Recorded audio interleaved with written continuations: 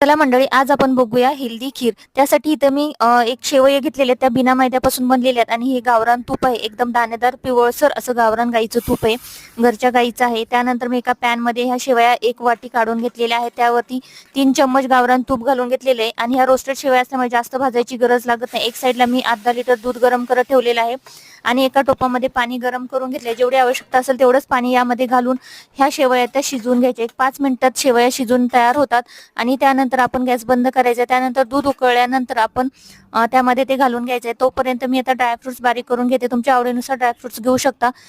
इथे मी आता घरच्या दुधावरची 2 दिवसाची मलई जमा करून ठेवलेली ती घेतलेली आणि ती फेटून घेतलेली. त्यानंतर शेवयामध्ये दूध घालून घेतले, ड्रायफ्रुट्स घालून घेतलेले, वेलची पावडर घातलेली, चवीनुसार साखर ऍड करायची आहे आणि थोडीशी उकळी काढून घ्यायची. त्यानंतर ही मलई ऍड करायची, त्यामुळे अप्रतिम टेस्ट येते आणि 5 मिनिटं उकळी काढून नंतर आपली खीर तयार होते. अशा पद्धतीने नक्की बनवून बघा आणि चॅनलला सबस्क्राईब करायला विसरू नका.